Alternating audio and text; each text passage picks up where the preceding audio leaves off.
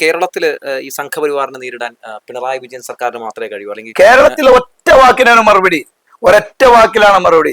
CPM കേരളത്തിൽ തകർന്നു വീണാൽ അതിന് ബദലായി കോൺഗ്രസിന് വരാൻ കഴിയില്ല, BJP വരും. അപ്പോൾ കേരളത്തിൽ ഇടതുപക്ഷ ജനാധിപത്യ ചേരി ഇവിടെ തളർന്നാൽ, അതിനൊരു ഭംഗം ഇവിടെ സംഭവിച്ചാൽ അതിന് ബദലായി BJP വളർന്നു പോകുമെന്ന കാര്യത്തിൽ യാതൊരു സംശയവും വേണ്ട.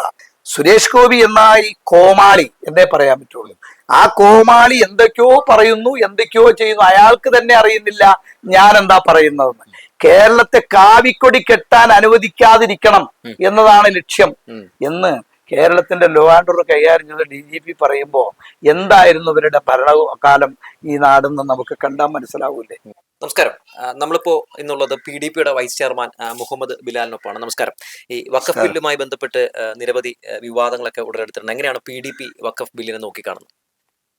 ഈ വഖഫ് ബില്ല് BJP ഇപ്പോൾ ഉയർത്തിക്കൊണ്ടുവന്നിരിക്കുന്നതും അത് വളരെ ധൃതിപ്പെട്ട് പാർലമെന്റിനും രാജ്യസഭയിലും പാസ്സാക്കിയെടുത്ത് അതൊരു സംഭവമാക്കി കൊണ്ടുവരുന്നതിന്റെ പുറകിൽ അവരുദ്ദേശിക്കുന്നത് ഈ രാജ്യത്തൊരു വർഗീയ ധ്രുവീകരണം തന്നെയാണ്. ബാബരി മസ്ജിദ് വിഷയത്തിലൂടെ എന്താണോ സംഭവിപ്പിച്ചെടുത്തത് അത് തന്നെ സംഭവിപ്പിക്കാൻ വേണ്ടി ഒരു കാരണം ഈ രാജ്യത്ത് കൊണ്ടുവരുന്നു എന്നത് മാത്രമാണ്. BJP ഒരിക്കലും ഈ രാജ്യത്തിന്റെ അടിസ്ഥാന പ്രശ്നങ്ങൾ ചർച്ച ചെയ്തോ മനുഷ്യന്റെ നിത്യജീവിതങ്ങൾക്ക് പരിഹാരമുണ്ടാക്കിയോ ഈ രാജ്യത്ത് അധികാരത്തിൽ വന്നൊരു പാർട്ടിയല്ല.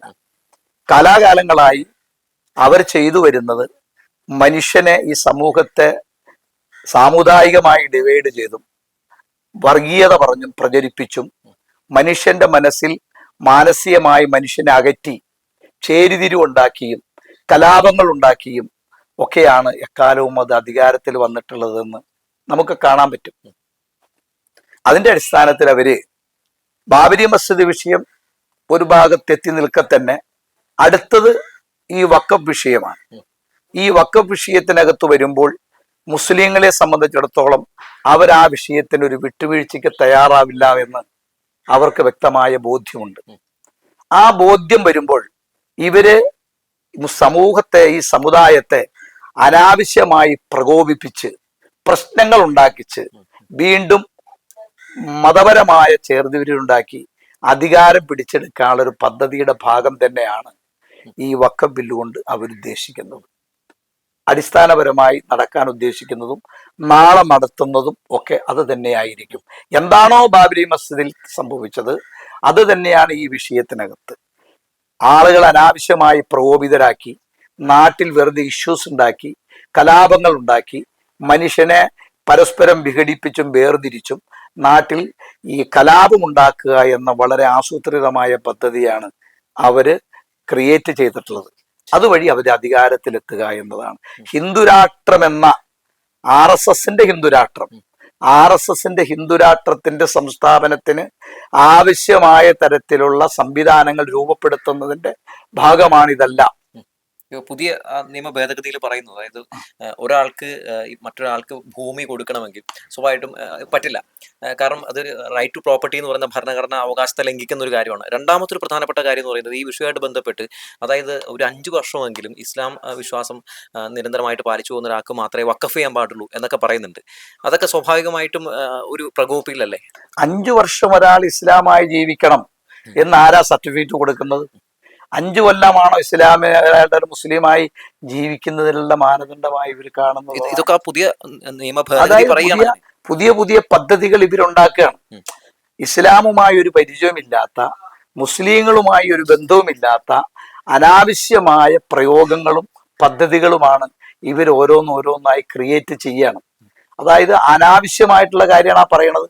ഇന്നിപ്പോ ഒരാൾ മുസ്ലിമായി, നാളെ നേരം വെളുത്ത് അയാൾക്ക് ഇഷ്ടമുണ്ടെങ്കിൽ അയാൾ വിശ്വസിച്ചാണല്ലോ അയാൾ മുസ്ലിം ആവുന്നത്. അയാളുടെ സ്വത്ത് വഖഫ് ചെയ്യാനുള്ള അധികാരം അയാൾക്കുണ്ടല്ലോ. അയാൾക്ക് നാളെ പരലോക ജീവിതത്തിന് മോക്ഷം കിട്ടുന്ന പ്രവർത്തനത്തിന്റെ ഭാഗമാണ് ഈ വഖഫ് ചെയ്യുക എന്നുള്ളത്. പൊതുജനങ്ങളുടെ നന്മയ്ക്ക് വേണ്ടി, സമൂഹത്തിന്റെ താല്പര്യ സംരക്ഷണത്തിന് വേണ്ടി, ഈ നാട്ടിലെ ജനങ്ങളുടെ ക്ഷേമ പ്രവർത്തനത്തിന് വേണ്ടിയാണ് ഈ വഖഫ് ചെയ്യുക എന്നുള്ളത്. എൻ്റെ സ്വത്ത് പൊതുസമൂഹത്തിനും സമുദായത്തിനും ജനങ്ങൾക്കും പ്രയോജനകരമാകത്തക്കവണ്ണം ദൈവത്തിന് സമർപ്പിക്കുന്ന കാര്യമാണത്. അതിന് 5 വർഷത്തെ പരിധിയാണ് ഇവർ നിശ്ചയിക്കുന്നു എന്ന് പറയുമ്പോൾ അത് ഇസ്ലാമുമായിട്ട് യാതൊരു ബന്ധമുള്ള കാര്യമല്ല. അത് അനാവശ്യമായ ബില്ലൊന്നും ഞങ്ങൾ അംഗീകരിച്ചു കൊടുക്കാൻ കഴിയില്ല നമുക്ക്. അതുപോലെ തന്നെ ബി.ജെ.പിയുടെ അധ്യക്ഷൻ രാജീവ് ചന്ദ്രശേഖർ മുനമ്പം സന്ദർശിച്ച ശേഷം സമരക്കാരോട് പറഞ്ഞത് ഈ വഖഫ് നിയമ ഭേദഗതി കൊണ്ടുവന്നിരിക്കുന്നത് നിങ്ങൾക്ക് വേണ്ടിയാണ് എന്നാണ് പറയുന്നത്. പെട്ടെന്ന് തന്നെ അവിടുന്ന് കുറച്ച് ആളുകൾ ബി.ജെ.പിയിലേക്ക് ചേരുന്ന കാഴ്ച കാണാനിടയായി. അത് ഇതുമായിട്ട് എന്തെങ്കിലും ബന്ധമുണ്ടോ? ശുദ്ധമായ അസംബന്ധമാണ് പറയുന്നത്. ഇപ്പൊ പാർലമെന്റിൽ പാസ്സാക്കിയ വഖഫ് ബില്ലും മുനമ്പവും വിഷയം തമ്മിൽ യാതൊരു ബന്ധവുമില്ല. അതൊരു ആസൂത്രിതമായ വർത്തമാനമാണ്. ഞങ്ങൾ വഖഫ് ബില്ല് കൊണ്ടുവന്നിരിക്കുന്നത് ഇവിടുത്തെ മുനമ്പത്തെ ജനങ്ങളെ രക്ഷിക്കാൻ വേണ്ടിയാണെന്ന് വരുത്തി തീർത്തുകൊണ്ടുള്ളൊരു സംസാരമാണ്. മുനമ്പത്തെ വിഷയം വഖഫ് ചെയ്ത ഭൂമി അന്യായമായി കയ്യേറി താമസിക്കുന്നു എന്നുള്ളതും അവിടുത്തെ റിസോർട്ട് ഉടമകളും ഭൂമാഫികളും റിയൽ എസ്റ്റേറ്റ് മാഫികളും ഒക്കെ കൈയടക്കിയിരിക്കുന്നതിനെ മറികടക്കാൻ വേണ്ടി ഒരു വർത്തമാനം മാത്രമാണ്. കയ്യേറിയത് എന്തായാലും നമുക്ക് തിരിച്ചു കൊടുക്കേണ്ടി വരും. തിരിച്ചു കൊടുക്കണ്ടേ? ഒരാള് അന്യായമായ ഒരാളുടെ സ്വത്ത് കൈയടക്കി വെച്ചു എന്ന് ബോധ്യപ്പെട്ടാൽ അത് നമുക്ക് തിരിച്ചു കൊടുക്കേണ്ടി വരുമല്ലോ. അതും ഈ വഖഫ് ബില്ലും തമ്മിൽ യാതൊരു ബന്ധവുമില്ല. അത് ഇവർക്ക് പ്രയോജനപ്പെടില്ല എന്നുള്ള കാര്യം ബി.ജെ.പിക്കും അറിയാം. ആവശ്യമില്ലാതെ ചർച്ച കൊണ്ടുവന്ന് ജനങ്ങളുടെ ഇടയിൽ പ്രചരിപ്പിക്കുക എന്നല്ലാതെ അത് അതിന്റെ നടപടിക്രമങ്ങളിലേക്ക് നീങ്ങുമ്പോൾ നമുക്ക് ബോധ്യപ്പെടും ഈ വഖഫ് ബില്ലും ഈ മുനമ്പും വിഷയം രണ്ടും രണ്ടാണെന്ന് അവർക്ക് ബോധ്യപ്പെടും. തൽക്കാലം എന്താണ് ഇതൊക്കെ പറഞ്ഞൊരു പൊടിയിട്ട് ആളുകളെ സോപ്പിട്ട് ബി.ജെ.പി ഞങ്ങളുടെ ഭാഗത്താണെന്ന് വരുത്തി തീർത്ത് ഒരു ബി.ജെ.പി രാഷ്ട്രീയത്തിന്, ബി.ജെ.പി ഉദ്ദേശിക്കുന്ന അവരുടെ ഹിന്ദുത്വ രാഷ്ട്രീയത്തിന് ഒരു മൈലേജ് ഉണ്ടാക്കാൻ വേണ്ടിയിട്ടുള്ള സംവിധാനം എന്നതുപരി വേറെ ഒന്നും അതിനകത്ത് സംഭവിക്കാൻ പോകുന്നില്ല. നിലവിൽ വഖഫ് ബില്ലുമായി ബന്ധപ്പെട്ട് ലോകസഭയിൽ നടന്ന ചർച്ചയിൽ രാഹുൽ ഗാന്ധി നിഷ്പന്ദനായിട്ടിരിക്കുന്നു, പ്രിയങ്ക ഗാന്ധി അതിൽ പങ്കെടുക്കുന്നില്ല. ഇങ്ങനെയുള്ള പല സംഭവവികാസങ്ങളൊക്കെ നടക്കുന്ന സാഹചര്യം ഉണ്ടായി. അല്ല, കോൺഗ്രസ്സുകാർ പല കാര്യത്തിലും മിണ്ടേണ്ട സമയങ്ങളിലൊന്നും മിണ്ടാറില്ലല്ലോ.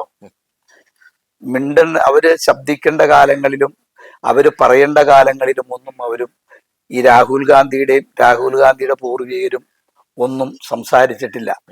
നമുക്ക് അങ്ങനെ കോൺഗ്രസ് ഉത്തരവാദിത്വം നിർവഹിക്കപ്പെട്ടിരുന്നു എങ്കിൽ, കോൺഗ്രസ് ആ ചുമതലാബോധത്തോടെ ഇന്നലകളെ കണ്ടിരുന്നെങ്കിൽ ഇന്ന് ഇന്ത്യ ഇങ്ങനെ ആകുമായിരുന്നില്ല.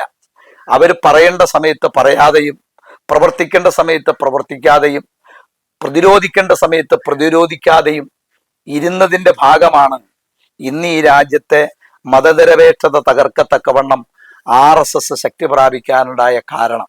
അതിനെയൊക്കെ ഒരുപാട് നമ്മൾ പറയേണ്ട കാര്യമില്ല. പിന്നെ മിണ്ടാതിരുന്ന എന്താണ് എന്ന് ചോദിക്കേണ്ട കാര്യമില്ല. അവരുടെ മുൻഗാമികളും ഇതുപോലെ പലപ്പോഴും മിണ്ടിയിട്ടില്ല. അത് തന്നെയാണ് ഇപ്പൊ ഇവരും മിണ്ടാതിരിക്കേണ്ടതിന്റെ കാരണം. ഇവർ പല ന്യായങ്ങളും ഒക്കെ അതിന് പറയും, പല ന്യായങ്ങളൊക്കെ പറയും.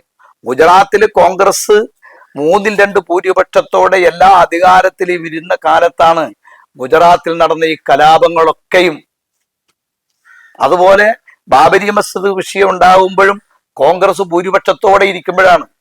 നരസിംഹറാവു എന്ന് പറയും, ഞാൻ പലപ്പോഴും സംസാരിക്കാറുള്ളത് പോലെ നരസിംഹറാവു കമ എന്നൊരക്ഷരം മിണ്ടിയില്ല. ഇന്ത്യയുടെ പട്ടാളം നോക്കി നിൽക്കുമ്പോഴാണ് ഇതൊക്കെ സംഭവിച്ചത്.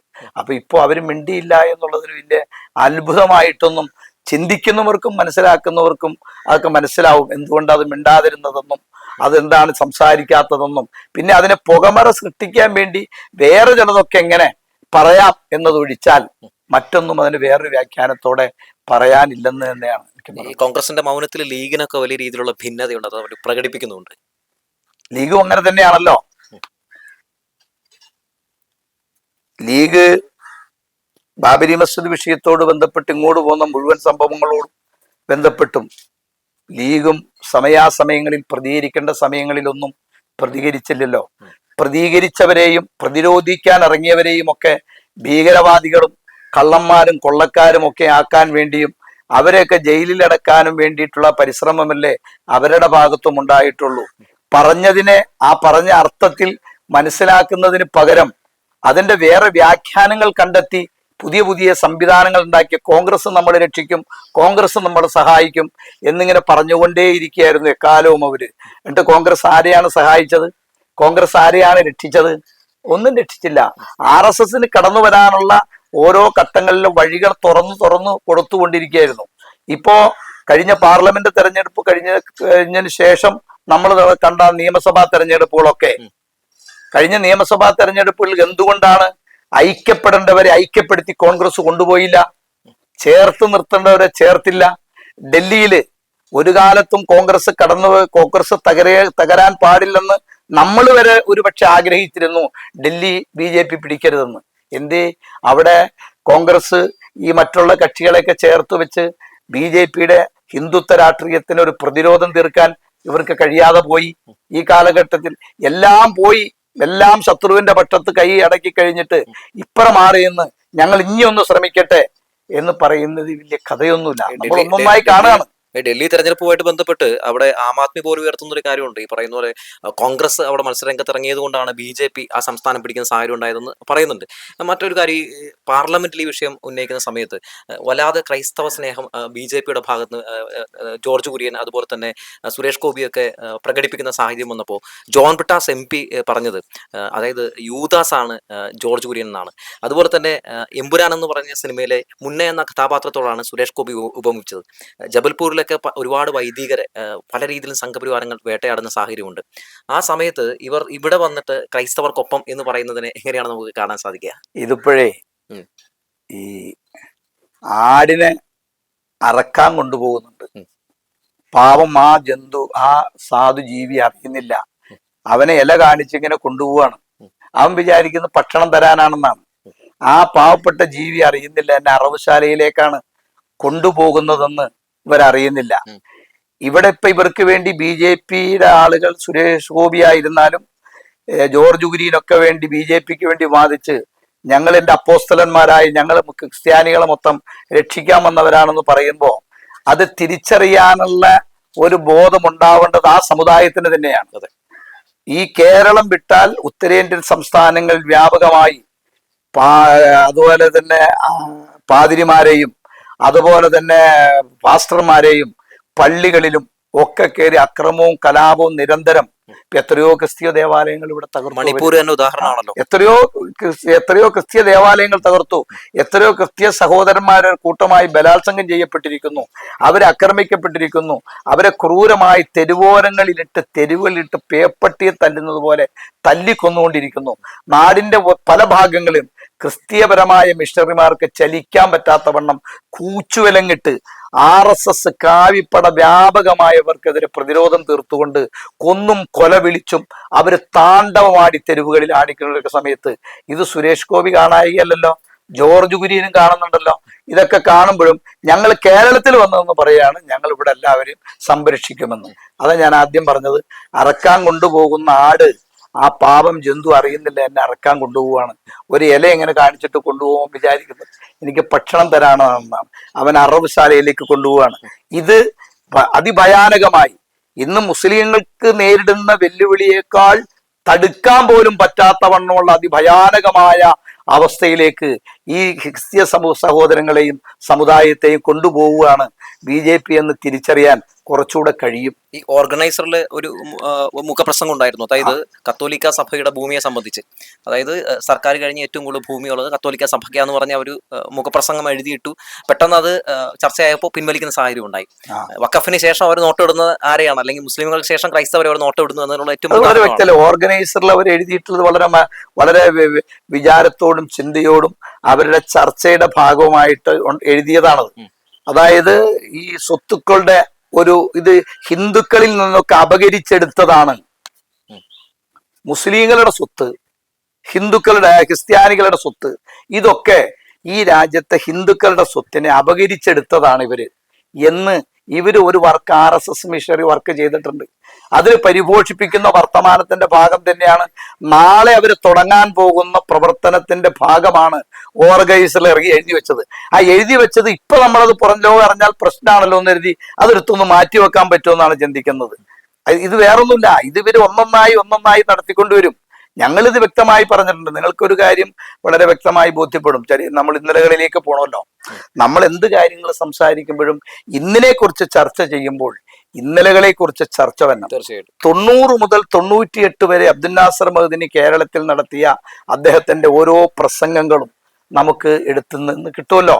എടുത്ത് നമ്മൾ പരിശോധിച്ചാൽ നമുക്ക് മനസ്സിലാവും.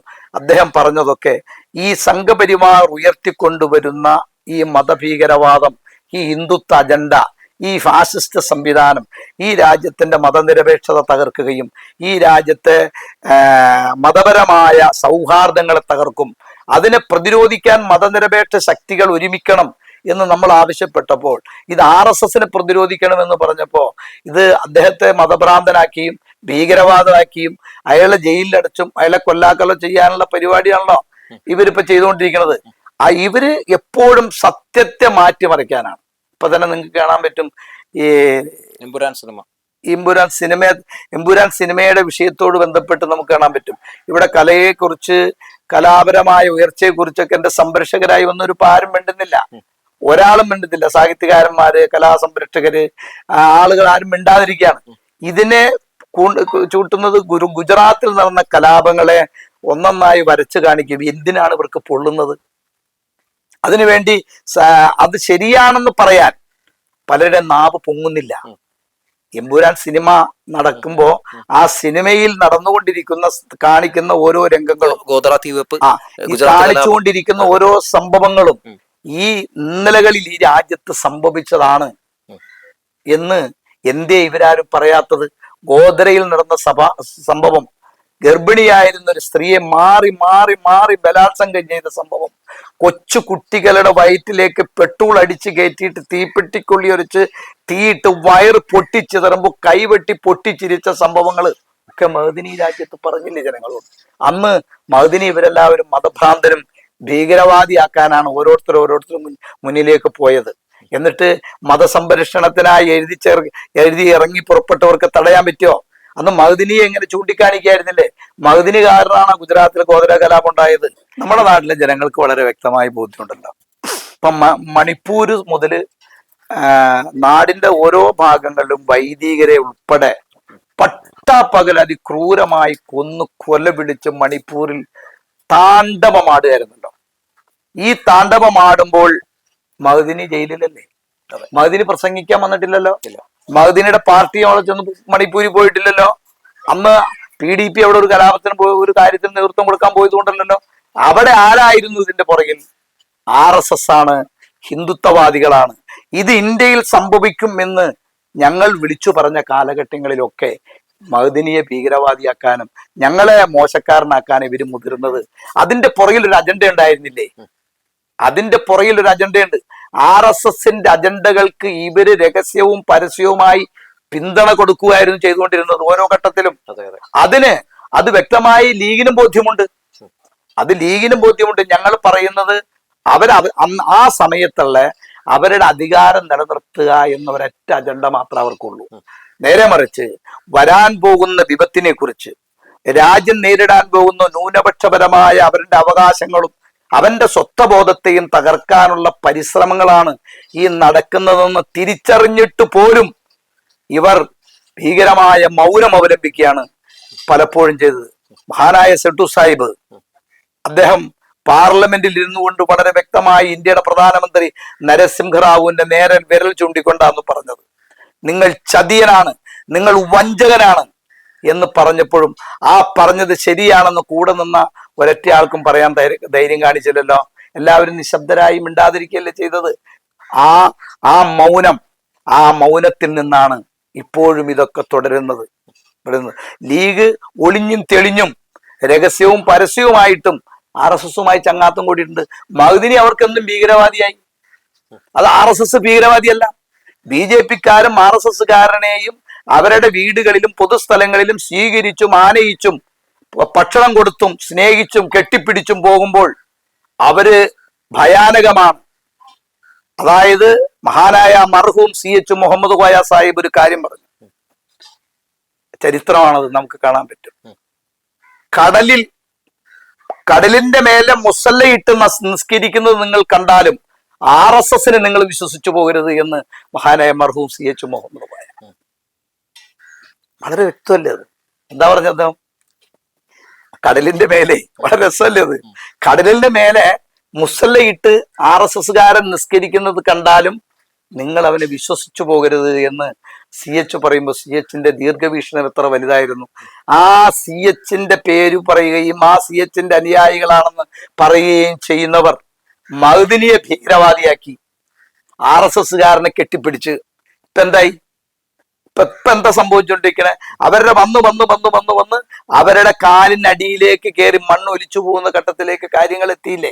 മലപ്പുറത്തിനെതിരെ വെള്ളാപ്പള്ളി നടേശന്റെ ഒരു വർഗീയ പരാമർശമൊക്കെ അങ്ങ് കേട്ട് കാണും. ആ വിഷയത്തിൽ കോൺഗ്രസ് ഒക്കെ വ്യക്തമായ രീതിയിലൊരു നിലപാട് പറയാത്ത സാഹചര്യം നിലവിലുണ്ട്. അതിനൊക്കെ എങ്ങനെയാ നോക്കി കാണുന്നത്? മലപ്പുറം ജില്ല എന്നത്, മലപ്പുറത്തെ ജനങ്ങൾ എന്നത് ഒരു തുറന്ന പുസ്തകമാണ്. ആ നാട് ഈ രാജ്യത്തിന്റെ സ്വാതന്ത്ര്യ സമര പോരാട്ടത്തിന്റെ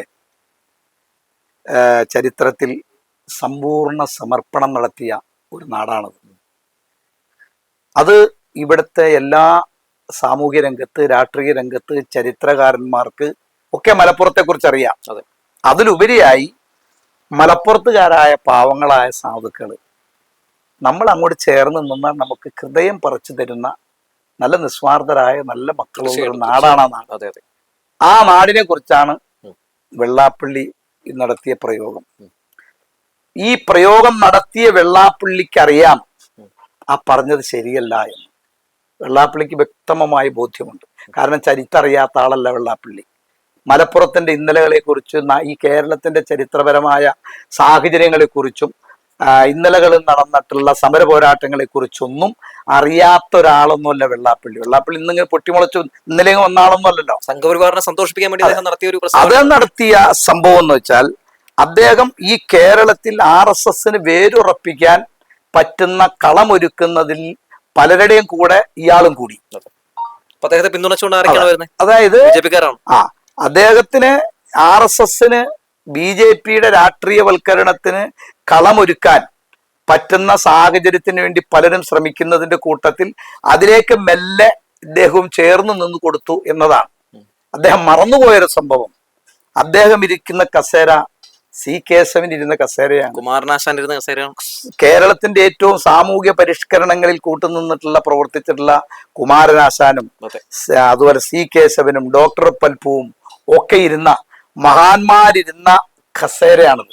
അവസാനം രാഘവൻ വക്കീല്, നിങ്ങൾ കേട്ടിട്ടുണ്ടാവും, SNDP യോഗത്തിന്റെ പ്രഗത്ഭനായിരുന്ന ഒരു ജനറൽ സെക്രട്ടറി ആയിരുന്നു രാഘവൻ വക്കീല്. ആ രാഘവൻ വക്കീൽ വരെ ഇരുന്ന കസേരയിലാണ് വെള്ളാപ്പള്ളി ഇരിക്കുന്നത്. ആ കസേരയുടെ മഹത്വമെങ്കിലും അദ്ദേഹം കാത്തു സൂക്ഷിക്കേണ്ടതായിരുന്നു. സൂക്ഷിക്കാതെ അദ്ദേഹത്തിന് RSSന് കൊടപിടിക്കുന്ന ഒരു സംഭവം അദ്ദേഹം ചെയ്തതിൽ നമുക്ക് അതിയായ ഖേദമുണ്ട്. കാരണം അദ്ദേഹം ശ്രീനാരായണ ധർമ്മ പരിപാലന സംഘം എന്ന് പറയുന്ന ഒരു മഹത്തായ സംഘടനയുടെ വക്താവാണ് അദ്ദേഹം. ശ്രീനാരായണ ഗുരു എന്ന് പറയുന്നത് ഈ നാട്ടിലൊരു സാമൂഹ്യ പരിഷ്കർത്താവായിരുന്നു. മാത്രമല്ല, ജാതിക്കെതിരെ നിങ്ങൾ ജാതി ചോദിക്കുകയോ ജാതി പറയുകയോ ചെയ്യരുതെന്ന് പറഞ്ഞ ഒരാളല്ലേ ഗുരുദേവൻ. ആ ഗുരുദേവനെ കുറിച്ചാണ് അതിന്റെ വക്താവ് ജാതിയെ കുറിച്ച് പറയുന്നത്, ജാതി ആക്ഷേപം നടത്തുന്നത്. അപ്പോൾ തന്നെ ഗുരുദേവ ദർശനങ്ങൾക്കെതിരായിട്ട് നടത്തുകയാണ്. പിന്നെ മറ്റൊന്നും ഒരുപാട് പറയണ്ട. കള്ളുകച്ചവടക്കാരനെ കുറിച്ച് കൂടുതൽ നമ്മൾ എന്തിനു പറയണം? കാരണം മദ്യം ഉൽപ്പാദിപ്പിക്കുകയോ മദ്യം വിൽക്കുകയോ ചെയ്യരുതെന്ന് പഠിപ്പിച്ച ഗുരുദേവന്റെ പടം വെള്ളാപ്പള്ളി നടേശന്റെ കള്ള് ഷാപ്പിൽ കൊണ്ടുവന്ന് വെച്ചിട്ടല്ലേ വെള്ളാപ്പള്ളി ഇരിക്കണത്. അപ്പൊ പിന്നെ ആ വെള്ളാപ്പള്ളി നടേശന് ഈ പറഞ്ഞ ആദർശവുമായി യാതൊരു ബന്ധമില്ലാത്ത ആളാണെന്ന് പൊതുസമൂഹത്തിന് ബോധ്യമുണ്ട്. വെള്ളാപ്പള്ളി നടേശൻ പറഞ്ഞത് RSSന് വേണ്ടി പറഞ്ഞതാണ്, വേറൊന്നുമില്ല. എന്നിട്ടും പറയേണ്ടവർ പറഞ്ഞിട്ടില്ല എന്നൊരു ഖേദമാണ് ഇപ്പൊ എനിക്കുള്ളത്. ആരായിരുന്നു പറയേണ്ടിയിരുന്നത്? വ്യക്തമായും പറയേണ്ടിയിരുന്നത് AK ആന്റണി ആയിരുന്നു. നിങ്ങൾ ഓർക്കുന്നതാണ്, കേരളത്തിന്റെ മുഖ്യമന്ത്രി ആയിരുന്നു. 10-25 കൊല്ലം ഡൽഹി പോയിരുന്ന ആളാണ്. അപ്പോ മലപ്പുറത്ത് ജന്മം കൊണ്ടൊരു ക്രിസ്ത്യാനി ഇല്ലാത്ത മണ്ഡലമാണ് തിരൂരങ്ങാടി. ആ തിരൂരങ്ങാടി മണ്ഡലത്തിൽ AK ആന്റണി സ്ഥാനാർത്ഥിയായി മത്സരിച്ചു. 22,000 വോട്ടിന്റെ ഭൂരിപക്ഷത്തിൽ ആന്റണി ജയിച്ചു വന്ന മണ്ഡലം. ആ മണ്ഡലത്തിൽ AK ആന്റണി ഇപ്പൊ ജീവിച്ചിരിക്കുന്നുണ്ടല്ലോ. വെള്ളാപ്പള്ളി പറഞ്ഞത് ശരിയല്ലെന്ന് ആദ്യം പറയേണ്ടിയിരുന്ന ആളാരാ? AK ആന്റണിയാണ്, കോൺഗ്രസ് ആണ്. കോൺഗ്രസ് മിണ്ടിയിട്ടില്ല, ഒരക്ഷരം പറഞ്ഞിട്ടില്ല. പറയാൻ അവർക്ക് ത്രാണിയില്ലാതായി. ഇവിടെയാണ് മിണ്ടേണ്ട സമയത്ത് കോൺഗ്രസ് മിണ്ടാതിരിക്കുകയും പ്രതികരിക്കേണ്ട സമയത്ത് കോൺഗ്രസ് പ്രതികരിക്കാതിരിക്കുകയും ചെയ്യുന്നു എന്നൊരു ഉദാഹരണമാണ് ഇപ്പൊ ഈ ലാസ്റ്റ് ഘട്ടത്തിൽ ഞാൻ ഈ പറഞ്ഞ ഈ സംഭവം തന്നെ അത് ഉദാഹരണമാണല്ലോ. ഈ മലപ്പുറം ജില്ലയെ കുറിച്ച് ഇങ്ങനെ പറയുമ്പോൾ പ്രതികരിക്കേണ്ട കേന്ദ്രങ്ങളിൽ നിന്ന് ശക്തമായി എന്തുകൊണ്ട് ഇപ്പോഴും നിശബ്ദരാകുന്നു? എന്തുകൊണ്ട് നിശബ്ദരാകുന്നു? പറയാൻ പാടില്ലാത്ത വാക്കല്ലേ പറഞ്ഞത്. അതെ അതെ സുരേന്ദ്രൻ ഇപ്പൊ പറഞ്ഞത് എന്താണ്? സുരേന്ദ്രൻ പറഞ്ഞത് റമദാൻ മാസമായാൽ മലപ്പുറത്ത് ഒരു തുള്ളി വെള്ളവും കിട്ടില്ല. കിട്ടില്ല. ശുദ്ധ കളവ്, ശുദ്ധ കളവ്. അവിടെയും വിശുദ്ധമായ മാസം, വിശുദ്ധ റമദാൻ മാസത്തെ പോലും ഉപയോഗപ്പെടുത്തിക്കൊണ്ട് വർഗീയത പടർത്തുകയാണ്. ആ പടർത്തുന്നതിനെതിരെ നമ്മൾ പ്രതികരണത്തിന്റെ കോളുകൾ ഒന്ന് പ്രതികരിച്ചു നോക്കിക്കോ. ഇതൊക്കെ വ്യക്തമായി ഞങ്ങൾക്ക് ബോധ്യമുള്ളത് കൊണ്ടാണ്. ഇതൊക്കെ ഇവർ ഒന്നൊന്നായി പറഞ്ഞുകൊണ്ടേയിരിക്കും എന്ന് ഞങ്ങൾക്ക് ബോധ്യമുണ്ട്. ആ ബോധ്യത്തിൽ നിന്നുകൊണ്ടാണ് അബ്ദുൽ നാസർ മഅ്ദനി ശിവഗിരി കുന്നുകളിൽ നിന്ന് പറഞ്ഞത്, നിങ്ങൾ ഫാസിസത്തെ ചെറുക്കണമെന്ന്. ഫാസിസത്തെ ചെറുക്കണമെന്ന് മഅ്ദനി അന്ന് ശിവഗിരി കയറി. അപ്പൊ അന്ന് ആന്റണി കേരളത്തിന്റെ മുഖ്യമന്ത്രിയാ. അന്ന് ആന്റണി ചോദിച്ചത് മഅ്ദനിക്ക് എന്താ ശിവഗിരി കാര്യമെന്നാണ്. ഒരു ജാതി, ഒരു മതം, ഒരു ദൈവം, മനുഷ്യന് എന്ന് പറഞ്ഞ ആ ശിവഗിരിയുടെ മണ്ണില് മഅ്ദനി ശാശ്വതികാനന്ദ ഒരു മുറിക്കകത്തിട്ട് പൂട്ടി അദ്ദേഹത്തിന് തകർക്കാൻ ശിവഗിരിയുടെ മഠാധിപതിയായിരുന്ന സ്വാമി ശാശ്വതികാനന്ദയെ അവിടുന്ന് നിഷ്കാസനം ചെയ്യാൻ വേണ്ടി സംഘപരിവാർ ശക്തികൾ പാഞ്ഞെടുത്തപ്പോ അതിനെ സഹായിക്കാൻ ഓടിയെത്താൻ കേരളത്തിലൊരു നേതാവുണ്ടായത് അബ്ദുൽ നാസർ മഅ്ദനിയാണ്. അദ്ദേഹം ഒന്ന് ശിവഗിരി കുന്നിൽ ചെന്ന് സ്വാമി സ്വാമിയുമായി സംസാരിച്ച് ചെറുത്ത് നിൽക്കുന്നിടത്ത് ചെറുത്ത് നിന്നുകൊണ്ടാണ് അന്ന് പ്രതിരോധം തീർത്തത്.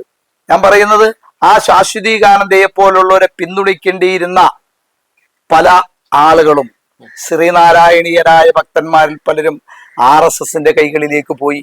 അതിന്റെ പരിണിത ഫലമാണ് ഇന്ന് ശിവഗിരിയിൽ നടക്കുന്നതും ഈ വെള്ളാപ്പള്ളിയിലേക്ക് അത് പരിണാമം സിദ്ധിച്ചുകൊണ്ടിരിക്കുന്നതും. അതാണ് ആ മഅ്ദനിയുടെ യാത്രയിൽ ആന്റണിയെ പോലുള്ള ആൾ കാണാതെ പോയി. അവിടെയും വർഗീയത പറയുകയാണ് ചെയ്തത്. മഅ്ദനിക്ക് എന്താ ശിവഗിരി കാര്യമൊന്നല്ല ചോദിക്കണ്ടേ, എന്താ അവിടെ ഉണ്ടായ സംഭവം എന്ന് പരിശോധിക്കണം. അവിടെ സംഘപരിവാർ ശക്തികൾ കാലുറപ്പിക്കാൻ ശ്രമിക്കുന്നു, ശിവഗിരി കൈയടക്കാൻ ശ്രമിക്കുന്നു എന്നതാണ് സ്വാമി ശാശ്വതികാനന്ദയുടെ ആക്ഷേപം ഉണ്ടായിരുന്നത്. ആ ആക്ഷേപത്തിൽ കഴമ്പുണ്ടോ എന്നല്ലേ നമ്മളെല്ലാവരും പരിശോധിക്കേണ്ടത്. ആ പറഞ്ഞതിൽ എന്തെങ്കിലും കഴമ്പുണ്ടോ എന്ന് പരിശോധിക്കുന്നതിന് പകരം സഹായിക്കാൻ ചെന്നവനെ ഒറ്റപ്പെടുത്താനും തല്ലിക്കൊല്ലാനും ഭീഷണിപ്പെടുത്താനും ശ്രമം നടത്തിയല്ലേ അന്ന് കേരളത്തിന്റെ മുഖ്യമന്ത്രിയായിരുന്ന ആന്റണി വരെ ചെയ്തത്. അന്ന് ആന്റണിയുടെ കൂടെ കെട്ടിപ്പിടിച്ച് നടന്ന ലീഗുകാരും മിണ്ടിയോ? ഇല്ല, ഒരിക്കലും ഇല്ല, ഒരക്ഷരം മിണ്ടിയില്ല. ആ നടന്നത് അന്യായമാണെന്ന് മിണ്ടാതിരുന്നു. ഇപ്പോൾ ആ വെള്ളാപ്പള്ളിനെ കൊണ്ട് തന്നെ RSSകാരൻ പറയിപ്പിക്കുകയാണ് മലപ്പുറം ജില്ല ഭീകരവാദികളുടെ, കൊള്ളക്കാരുടെ, മതതീവ്രവാദികളുടെ, ഫാസിസ്റ്റുകളുടെ കേന്ദ്രമാണെന്ന് വെള്ളാപ്പള്ളിനെ കൊണ്ട് പറയിപ്പിച്ചില്ലേ? മതനിരപേക്ഷ കേരളം എന്തായാലും അതൊക്കെ പുച്ഛിച്ച് തള്ളുന്ന ഒരു കാഴ്ചയാണ് കാണുന്നത്. അപ്പോ കേരളത്തിലെ ജനത അത് മനസ്സിലാക്കും. കേരളത്തിൽ ഈ പരിപ്പൊന്നും വേകാൻ പോകുന്നില്ല. കേരളത്തെ ഉദ്ദേശിക്കുന്ന പോലെ ഇപ്പോ പിടിച്ചുകെട്ട ശ്രീലേഖ, ഇപ്പൊ എമ്പുരാൻ സിനിമയായിട്ട് ബന്ധപ്പെട്ട് ഒരു പ്രതികരണം അങ്ങ് കണ്ടു. അതിനകത്ത് ശ്രീലേഖ എന്ന് പറയുന്ന കേരളത്തിലെ ലോ ആൻഡ് ഓർഡർ കൈകാര്യം DGP ആയിരുന്ന അവര് പറയുന്നത് നമ്മൾ കേട്ടല്ലോ. വളച്ചൊടിച്ച ചരിത്രമാണ് അത്ര ഗോത്ര കലാപം, ഗുജറാത്ത് കലാപം, ഇതൊക്കെ. ഗുജറാത്തിലെ സംഭവം വളച്ചൊടിച്ചു പറയുകയാണെന്നാണ് DGP പറയുന്നത്. മാത്രമല്ല അവർ പറഞ്ഞൊരു വാക്കൂടെ പറയാണ്.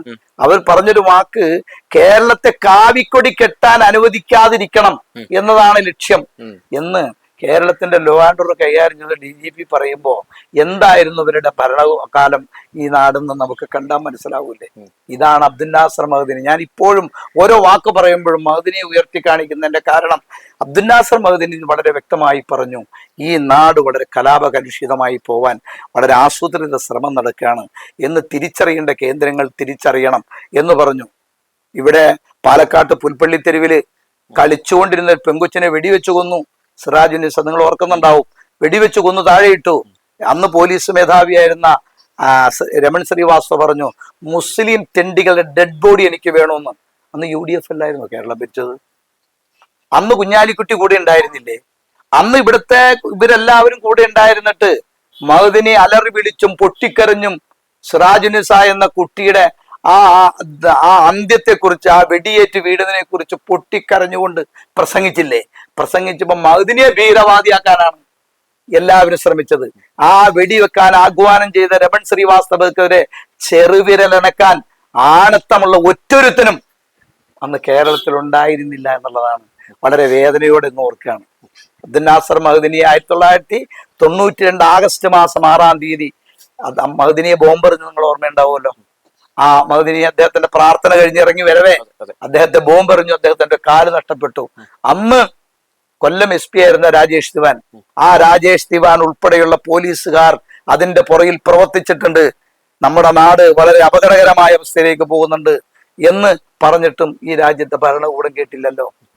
കേൾക്കേണ്ടവർ കേൾക്കാതെ, ഞാൻ എപ്പോഴും ഉപയോഗിക്കുന്ന വാക്ക്, കേൾക്കേണ്ട കാര്യം കേൾക്കേണ്ടവർ കേൾക്കേണ്ട സമയത്ത് കേൾക്കുകയും തടയേണ്ട സമയത്ത് തടയുകയും പ്രതിരോധിക്കേണ്ട സമയത്ത് പ്രതിരോധിക്കാതെയും ഇരുന്നതിന്റെ പരിണിത ഫലമാണ് ഇപ്പോ കേരളവും കാവ്യവൽക്കരിക്കാൻ വേണ്ടി കേൾക്കുമ്പോ നേരത്തെ നിയമപാലകത്തെ ചുമതലയുണ്ടായിരുന്ന DGP ഉൾപ്പെടെയുള്ളവർ ഇപ്പൊ തിരുത്തി പറയുമ്പോൾ പണ്ട് ഇതൊക്കെ പറഞ്ഞത് ശരി തന്നെ ആയിരുന്നില്ലേ എന്ന് നമ്മുടെ മുന്നിൽ വളരെ വ്യക്തമായി തെളിഞ്ഞു വരികയല്ലേ.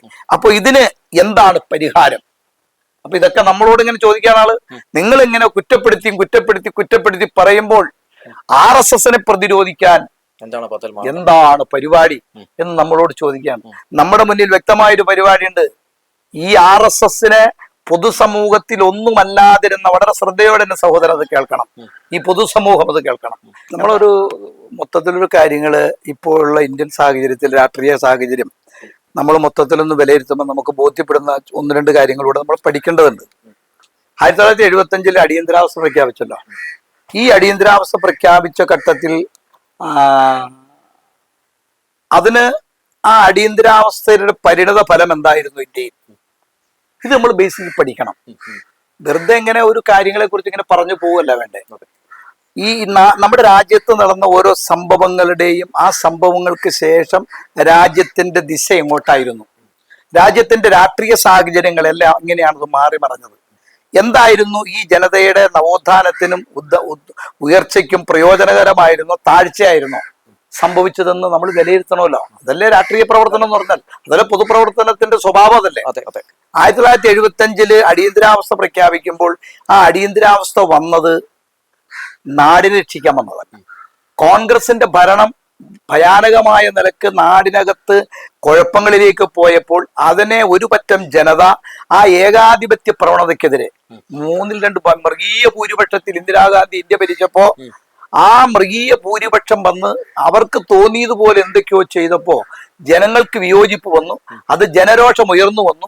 ആ ജനരോഷം ഉയർന്നു വന്ന സമയത്ത് ആ ജനരോഷത്തെ തടയിടാൻ മാർഗമില്ലാതെ ആയപ്പോൾ അവസാന ഘട്ടത്തിൽ അർദ്ധരാത്രി പാതിരാക്ക് അടിയന്തരാവസ്ഥയാണ് പ്രഖ്യാപിച്ചു. അതിന്റെ പരിണത ഫലം എന്തായിരുന്നു? ഒരിക്കലും യോജിക്കില്ല എന്ന് കരുതിയിരുന്ന മുഴുവൻ കക്ഷികളും എല്ലാത്തിനും പിടിച്ചു കെട്ടി ഒരു ജയിലിനകത്തേക്ക് ഇട്ട്. അപ്പോ ശത്രുവിന്റെ ശത്രു മിത്രം എന്ന പോലെയായി. RSSും കൂടി, ജനസംഘവും കൂടി, കമ്മ്യൂണിസ്റ്റും കൂടി, സോഷ്യലിസ്റ്റും കൂടി, എല്ലാം ഒരു ജയിലിലാണല്ലോ കിടക്കണത്. അപ്പൊ എല്ലാവരും കൂടിക്കഴിഞ്ഞപ്പോൾ ഈ പൊതുശത്രുവിനെ, നമ്മുടെ അഭിപ്രായ സ്വാതന്ത്ര്യത്തെ, നമ്മുടെ പൊതുപ്രവർത്തനത്തെ മൊത്തം അടച്ച് ജയിലിനകത്തിട്ട കക്ഷിക്കെതിരെ ഒരു പൊതുധാരണ ഉണ്ടാക്കി നമുക്ക് പോകണം എന്ന് തീരുമാനമെടുത്തു. അങ്ങനെയാണ് ജയപ്രകാശ് നാരായണൻ നേതൃത്വത്തിൽ ശക്തമായ പ്രതിരോധം ഉണ്ടായി വന്നത്. ആ പ്രതിരോധത്തിനകത്ത് RSS കടന്നുകൂടിയത് ഇവര് കാണാതെ പോയി.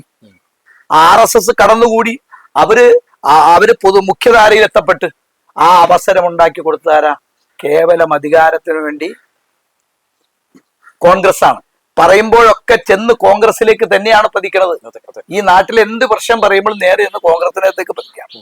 അതിനുശേഷം വീണ്ടും പ്രശ്നങ്ങൾ വന്നു ആ നാട്ടിൽ മൊത്തം അവർക്ക് കടന്നു കയറാൻ, മറ്റുള്ളവരോടൊപ്പം കടന്നു കയറാൻ അവസരം ഉണ്ടാക്കി കൊടുത്തതിന്റെ പിന്നിലും അതിന്റെ കോൺഗ്രസ് അനുവർത്തിച്ച നയത്തിന്റെ ഭാഗമായിട്ടായിരുന്നില്ലേ? ഇതേപോലെ തന്നെയാണ് രാജീവ് ഗാന്ധിയുടെ കാലത്ത് എന്താ ഉണ്ടായത്? അതായത് കോൺഗ്രസിന്റെ രാഷ്ട്രീയ നിലനിൽപ്പിന് വേണ്ടി ഹിന്ദുത്വ തീവ്രവാദികൾ ഉയർത്തിക്കൊണ്ടുവന്ന എല്ലാ സംഭവങ്ങൾക്കും അവർ കൂട്ടുനിന്നു കൊടുത്തു. അവര് നിശബ്ദരായി നിന്നു. അവര് മൗനാലംബികളായി അടച്ചുപൂട്ടിയിരുന്ന പള്ളിക്കകത്ത് ശിലാപൂജ നടത്താൻ വരെ തുറന്നു കൊടുത്തു, സാഹചര്യം ഉണ്ടാക്കി കൊടുത്തു. അവർക്കതിന് വഴി കിട്ടി, അവർ മുന്നോട്ട് പോയി. അപ്പൊ പറഞ്ഞത്, ഇനിയുള്ള ഓരോ ചുവടുവയ്പും നമുക്ക് മുന്നോട്ട് പോകണമെന്നുണ്ടെങ്കിൽ ശക്തമായ ഒരു തിരുത്തുണ്ടാവണം. ആ ശക്തമായ തിരുത്തുണ്ടാകുന്നുണ്ടോ കോൺഗ്രസിനകത്ത് എന്നതാണ് പരിശോധിക്കേണ്ടത്. ഉണ്ടാകുന്നില്ലെന്ന് തന്നെയാണ് എന്റെ പക്ഷം. അങ്ങ് പറയുന്നത് പോലെ ഈ RSSനെയും സംഘപരിവാറിനെയും ഒക്കെ വളർത്തിയത് കോൺഗ്രസ് ആണെങ്കിൽ പിന്നെ എന്തൊരു ബദൽ മാർഗമാണ് ഇവരെ പ്രതിരോധിക്കാൻ നിലവിലുള്ളത്? അത് ഇതിനകത്ത് ഉണ്ടാവേണ്ടത്, ഇന്ത്യയിൽ വ്യാപകമായി നിലനിൽക്കുന്ന ഒരു പാർട്ടിയാണ് ഇന്ത്യൻ നാഷണൽ കോൺഗ്രസ്.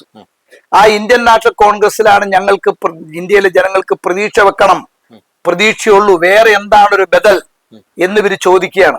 ആ ഇന്ത്യൻ നാഷണൽ കോൺഗ്രസ് പണ്ഡിറ്റ് ജവഹർലാൽ നെഹ്റുവിന്റെ കോൺഗ്രസ് ആവണം. അതാണ് എന്റെ പക്ഷം. എന്താണ് പണ്ഡിറ്റ് ജവഹർലാൽ നെഹ്റുവിന്റെ കോൺഗ്രസ് ആവണം എന്ന് ഞാൻ പറഞ്ഞതിന്റെ കാരണം, പണ്ഡിറ്റ് ജവഹർലാൽ നെഹ്റു ഇന്ത്യയുടെ പ്രധാനമന്ത്രിയായിരിക്കെ, ആ ഇന്ത്യയുടെ പ്രധാനമന്ത്രിയായിരിക്കുമ്പോൾ ഡോക്ടർ രാജേന്ദ്ര പ്രസാദ് ഇന്ത്യയുടെ രാഷ്ട്രപതിയാണ്. ആ രാഷ്ട്രപതി സോമനാഥ ക്ഷേത്രത്തിന്റെ പുനരുദ്ധാരണ സമിതിയുടെ ചെയർമാനായി. രാഷ്ട്രപതി ഭവനിലേക്ക് പണ്ഡിറ്റ് നെഹ്റു കയറി ചെന്നിട്ട് നെഹ്റു പറഞ്ഞത്, നിങ്ങൾ ഈ രാജ്യത്തിന്റെ രാഷ്ട്രപതിയാണ്, മതമുള്ളവന്റെയും മതമില്ലാത്തവന്റെയും സിഖിന്റെയും ജൈനന്റെയും ഒക്കെ എല്ലാ ജനങ്ങളും, ഈ ബഹുസ്വര സമൂഹത്തിന്റെ രാഷ്ട്രപതിയാണ് നമ്മൾ. ഇന്ത്യ എന്നത് ബഹുസ്വരതയുള്ള രാഷ്ട്രമാണ്. ആ ബഹുസ്വരതയുള്ള രാഷ്ട്രത്തിന്റെ രാഷ്ട്രപതിയായ താങ്കൾ ഈ മതത്തിന്റെ വക്താവായി പരിണമിക്കാൻ പാടില്ല എന്ന് രാഷ്ട്രപതിയുടെ മുഖത്ത് നോക്കി പറയാൻ ആർജവം കാണിച്ച പണ്ഡിറ്റ് ജവഹർലാൽ നെഹ്റു, ആ പണ്ഡിറ്റ് ജവഹർലാൽ നെഹ്റുവിന്റെ കോൺഗ്രസ്, ആ പണ്ഡിറ്റ് ജവഹർലാൽ നെഹ്റുവിന്റെ നേതൃത്വ സ്വഭാവമുള്ള നേതാക്കന്മാർ കോൺഗ്രസിനകത്തേക്ക് തിരിച്ചു വരണം എന്നതാണ് നമുക്ക് പറയാനുള്ളത്. സതീശൻ പറഞ്ഞതുപോലെ പറയരുത്. സതീശൻ ആദ്യം പറഞ്ഞു വക്കഭൂമി ആണ് അല്ല എന്ന്. അത് പറയിപ്പിച്ചത് RSS ആണ് എന്ന് നമുക്ക് ബോധ്യമുള്ളത് കൊണ്ടാണ് ഞാൻ പറഞ്ഞത്. ഇങ്ങനെ ഓരോരുത്തരും കോൺഗ്രസിനകത്ത് RSS സ്വഭാവമുള്ളവർ ശക്തമായി കടന്നുകൂടിക്കൊണ്ടിരിക്കുകയാണ്. ഞാൻ കഴിഞ്ഞ ഇതുവരെ ഏതോ ഒരു ഇന്റർവ്യൂക്കകത്ത് ആരോടോ പറഞ്ഞതായ എനിക്ക് ഓർമ്മയിലുണ്ട്. അന്ന് എനിക്ക് ആ ഓർമ്മയുള്ളത്, ഇവിടെ സന്ദീപ് വാര്യർ കോൺഗ്രസിനകത്ത് കയറിയപ്പോ നിങ്ങൾ എന്താ സന്ദീപ് വാര്യർ തള്ളി പറയുന്നത്, അത് വിദ്വേഷ രാഷ്ട്രീയത്തിൽ നിന്ന് മതസൗഹാർദ്ദത്തിന്റെ രാഷ്ട്രീയത്തിലേക്ക് സന്ദീപ് വാര്യർ വന്നപ്പോ നിങ്ങൾ ഇങ്ങനെ പറയുന്നത് ശരിയാണോ എന്ന് എന്നോട് ചോദിച്ചു. ഞാൻ പറയുന്നത്, അദ്ദേഹം വന്നത് ശരി, നല്ലത്, മതനിരപേക്ഷതയിൽ വരട്ടെ, വർഗീയത മാറ്റി നിർത്തി മതനിരപേക്ഷതയിൽ വന്നോട്ടെ, നമുക്ക് സന്തോഷമുള്ള കാര്യമാണ്. പക്ഷെ എന്റെ ചോദ്യത്തിന് മറുപടി കിട്ടണം. സന്ദീപ് വാര്യര് RSSനെയും വിചാരധാരയും തള്ളി പറഞ്ഞോ? അതില്ല. എനിക്ക് എന്റെ ചോദ്യത്തിന് മറുപടി പറഞ്ഞിട്ടില്ല. ഗുരുജി ഗോൾവർക്കർ എഴുതിയ വിചാരധാര ഈ രാജ്യത്തിന് നാശമായി ഭവിച്ചുകൊണ്ടിരിക്കുകയാണ്. അത് ശരിയല്ല. RSS ഓർഗനൈസേഷൻ ഈ രാജ്യത്ത് മതനിരപേക്ഷത തകർക്കുന്നുണ്ട് എന്ന് ഒരക്ഷരം ഇതുവരെ സന്ദീപ് വാര്യർ പറഞ്ഞിട്ടില്ല. അതെന്താ പറയാത്തത്? ഞാൻ പറയുന്നത്, കോൺഗ്രസിനകത്ത് സർദാർ വല്ലഭായ് പട്ടേൽ, എല്ലാവരുടെ മുമ്പിൽ സർദാർ വല്ലഭായ് പട്ടേൽ ആരാണ്? ഒരു മതനിരപേക്ഷ കോൺഗ്രസിന്റെ നേതാവായിട്ടല്ലേ? എന്തുകൊണ്ടാണ് നരേന്ദ്രമോദി വന്നപ്പോ ആദ്യം കോടാനുകോടി, എത്ര കോടി രൂപയാണ്, കോടിക്കണക്കിന് രൂപ മുടക്കി സർദാർ വല്ലഭായ് പട്ടേലിന്റെ പ്രതിമ സ്ഥാപിച്ചത് എന്തിനാണ്? അന്ന് കോൺഗ്രസിനകത്തെ RSS പക്ഷക്കാരനായിരുന്നു സർദാർ വല്ലഭായ് പട്ടേല്. ഇത് കോൺഗ്രസ് തിരിച്ചറിഞ്ഞ് കോൺഗ്രസ് മാറ്റത്തിന് വിധേയമായി. മൃദു ഹിന്ദുത്വ സമീപനം, ആ വാക്കാണ് എനിക്ക് ഈ രാജ്യത്തോട് പറയാനുള്ളത്.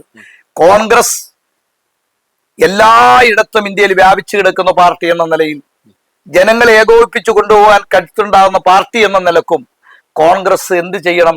ഈ രാജ്യത്തെ മൃദു ഹിന്ദുത്വ സമീപനം പിടിഞ്ഞ് മതനിരപേക്ഷത മുറുകെ പിടിക്കുന്നവരെ നേതൃസ്ഥാനത്ത് കൊണ്ടുവന്ന് ഇന്ത്യയെ ഈ രാജ്യത്തിന്റെ ഒരു മതനിരപേക്ഷ ജനാധിപത്യ സോഷ്യലിസ്റ്റ് രാഷ്ട്രമായി, നെഹ്റുവിൻ ചിന്തകൾക്ക് അധിഷ്ഠിതമായി ഈ രാജ്യത്തെ കെട്ടിപ്പടുക്കാൻ കോൺഗ്രസ് തയ്യാറായാൽ മാത്രമേ, അല്ലാതെ ഈ ഇപ്പൊ കൊണ്ടുവന്ന് ഗുജറാത്തിൽ AICC സമ്മേളനം നടത്തിയത് കൊണ്ടോ, അവിടെ AICC സമ്മേളനം ഇപ്പൊ അവർ പറയുന്നത്, ഞാൻ ഇപ്പൊ കുറച്ചു മുമ്പ് ഒരു ഇന്റർവ്യൂ വരെ കേട്ടു, കോൺഗ്രസ് നേതാക്കന്മാർ ഇന്റർവ്യൂ ഞാനിപ്പോ ഇങ്ങനെ കേട്ടു, ഞങ്ങൾ സബർമതിയിലാവുള്ളത്, ഞങ്ങൾ ഇവിടെ നിന്ന് തുടങ്ങാൻ പോവാണ്, എല്ലാ സമ്പൂർണമായി ഇന്ത്യ മൊത്തം ഞങ്ങൾ നന്നാക്കാൻ പോവാണ്.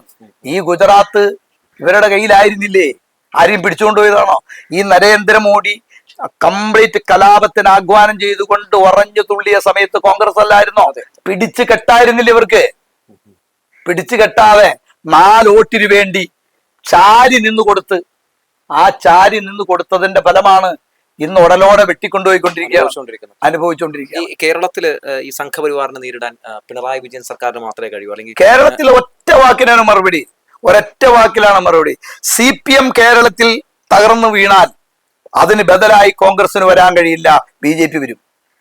അപ്പോൾ കേരളത്തിൽ ഇടതുപക്ഷ ജനാധിപത്യ ചേരി ഇവിടെ തളർന്നാൽ, അതിനൊരു ഭംഗം ഇവിടെ സംഭവിച്ചാൽ അതിന് ബദലായി BJP വളർന്നു പോകുമെന്ന കാര്യത്തിൽ യാതൊരു സംശയവും വേണ്ട. അതിനെ പ്രതിരോധിക്കാൻ കരുത്താർജിക്കുന്ന ഒരു പ്രസ്ഥാനമായി നമ്മൾ വിശ്വസിക്കുന്നു. ഇടതുപക്ഷ ചേരി ശക്തമായി നിലയുറപ്പിക്കണം എന്നാണ് എൻ്റെ അഭിപ്രായം. ഇപ്പൊ കഴിഞ്ഞ ദിവസം അങ്ങ് കണ്ടു കാണും, സുരേഷ് ഗോപിയുടെ ജബൽപൂരുമായിട്ട് ബന്ധപ്പെട്ട് ക്രൈസ്തവരെ സംഘപരിവാർ വേട്ടയാടുന്നതിനെ പറ്റി ചോദിച്ചപ്പോൾ അദ്ദേഹം ആക്രോശിച്ചുകൊണ്ട് മാധ്യമങ്ങളോട് ചോദിച്ചു, നിങ്ങൾ ആരാണ് എന്ന് പറഞ്ഞ് പ്രകോപിതനായ അങ്ങോട്ട് പൊട്ടിത്തെറിക്കുന്ന കാഴ്ച അങ്ങ് കണ്ടു കാണും. എങ്ങനെയാണ് സുരേഷ് ഗോപി കേന്ദ്രമന്ത്രിയായ ശേഷമുള്ള അദ്ദേഹത്തിന്റെ ഈ സ്വഭാവത്തെ, ഈ ഒരു കോമാളിത്തരത്തെ അങ്ങ് നോക്കിക്കാണുന്നത്? സുരേഷ് ഗോപി ഒരു പൊതുപ്രവർത്തകൻ എന്ന് പറയാൻ കഴിയില്ല.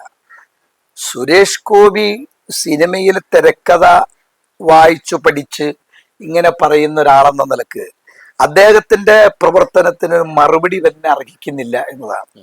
സുരേഷ് ഗോപി എന്ന ഈ കോമാളി എന്നേ പറയാൻ പറ്റുള്ളൂ. ആ കോമാളി എന്തൊക്കെയോ പറയുന്നു, എന്തൊക്കെയോ ചെയ്യുന്നു, അയാൾക്ക് തന്നെ അറിയുന്നില്ല ഞാൻ എന്താ പറയുന്നതെന്ന്. ഏതെങ്കിലും ഒരു BJPയുടെ യഥാർത്ഥ ഒരു വക്താവായ ഒരാള് ഈ സുരേഷ് ഗോപി കാണിച്ചുകൊണ്ടിരിക്കുന്ന ഈ കോമാളിത്തരങ്ങളും ഈ വർത്തമാനങ്ങളും ഈ കോമഡികളും ശരിയാണെന്ന് പറയാൻ ഏതെങ്കിലും ഒരു പൊതുപ്രവർത്തകന് പറ്റുമോ? അവജ്ഞയോടെ ജനങ്ങൾ തള്ളിക്കളയും. എന്തോ ഒരു അബദ്ധം തൃശ്ശൂര് പറ്റിപ്പോയതാണ്, അത് തിരുത്തും.